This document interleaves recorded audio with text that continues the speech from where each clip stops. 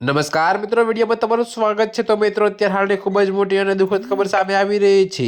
ત્યારે મિત્રો તમને જણાવી દઈએ કે સેનાનું પ્લેન ક્રેશ પહોંચના મોત। જી હા મિત્રો, તો અત્યારે હાલની આ ખૂબ જ મોટી દુઃખદ ખબર સામે મળી રહી છે। ત્યારે મિત્રો, અમેરિકાના ટેક્સાસમાં મેક્સિકન નેવીનું એક નાનું પ્લેન મેડિકલ મિશન દરમિયાન ક્રેશ થતાં 5 લોકોના કરુણ મોત નીપજ્યા છે।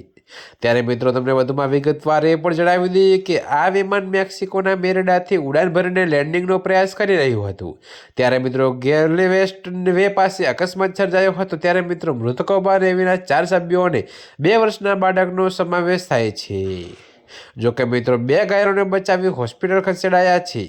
ત્યારે મિત્રો તમને વધુમાં એ પણ જણાવી દઈએ કે જ્યારે એક વ્યક્તિ હજુ પણ લાપતા હોવાને તેની શોધખોળ ચાલી રહી છે।